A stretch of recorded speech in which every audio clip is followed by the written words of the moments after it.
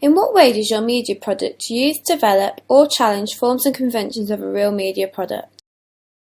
At the beginning of our narrative, Flo represents Gauntlet's empowered female as she doesn't care what people think and wears what she wants. Also, by her deciding to get change, it shows that she's in control. However, males may see this as her trying to impress them. In the lead-up to the disequilibrium, where Oscar tells Harry all the things he's got to do to change to get Flo, then leads to Harry being a traditional representation of a stereotypical teenage boy, as he starts to care too much about his appearance, go to the gym more, and wants to act more tough to impress. In the new equilibrium, Harry goes back to his old self, which is a challenging representation of a stereotypical boy, being polite and caring about other people more than himself. This links to our independent roots of our working title. We present a binary opposition of strong versus weak. Flo is seen as a strong and independent woman, and this is shown throughout the production. This challenges hegemonic representations as she doesn't let boys walk all over her, and she takes control as much as she can. However, it could be argued that Flo represents Winship's theory of being in the male gaze. She knows that she is the girl that everyone wants, and she knows that she is one of the prettiest girls in the town. She also knows that she will be able to get Harry's attention by whatever she does, and Harry goes with it. We wish we'd made her more powerful because she feels that she is in control of her gaining a male's attention, but she isn't simultaneously debating herself for a gratification of a man.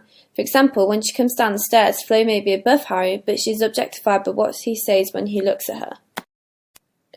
We have used many representations in our production. First is gender and the power of roles associated with relationship. The representation of gender is challenged by the fact that the girl protagonist is in control over the dominant male. The screenshot from the production connotes the complications and craziness of the relationship. We like the fact that we decided for our USP to be a boy and him to change for the girl instead of it being the other way around. We felt that we could have added some other relationships within the narrative, which could have been more serious, so then the protagonist boy could have related to it, and so could the audience, and not the mistakes Harry makes. The representation shown here is upper middle class. It shows the sophistication and cosmopolitan.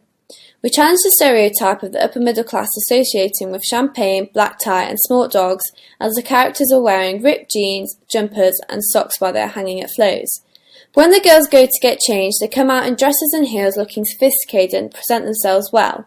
This links with the Americanized audience who respond to a stereotype of Britishness being associated with the upper middle class.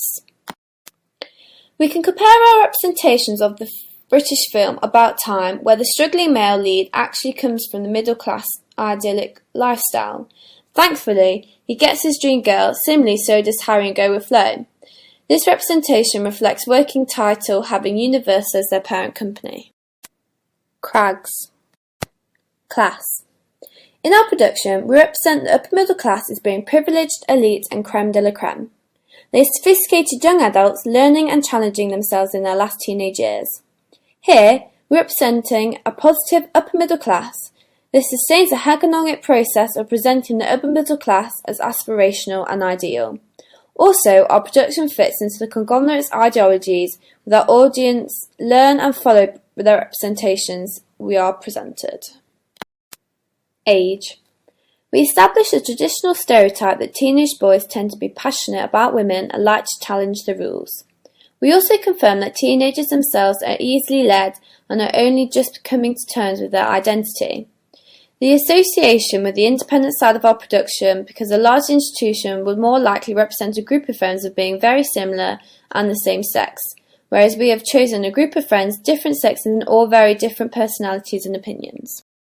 Race and sexuality. In our production, we're presenting Hollywood ideologies about what is associated with privilege being white and heterosexual. We hadn't realised how A-list Hollywood we were presenting our characters. To stay more direct to our independent producers, we could have added some more challenging ideologies by adding some other sexualities and not representing a typical love story. Gender. We wanted our main protagonist male to challenge the traditional stereotypes of boys being pubescent, which would follow our independent aspect of our institution. But in our production, we show Harry and Oscar fighting on the sofa, which goes against the stereotypes that we wanted to go for, meaning we've presented him as being a stereotypical boy throughout, which reflects the hegemonic ideology and stereotypes supported by a large conglomerate side of our institution. The constructionist theory. In our production, we establish the traditional representations that males think they are always right and think they are able to do whatever they want.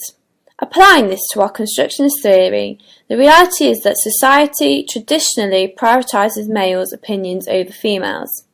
In our opinion, we think that males, when they want something, they think they can get it there straight away. In a traditional context, males dominate over women, and it's seen as natural for men to tell women what to do, and the women do what they say.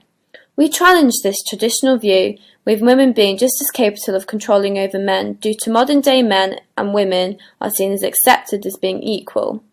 Our audience would accept this representation as the female has dominated over the male, and our primary audience can relate to this, and our secondary audience can learn from it.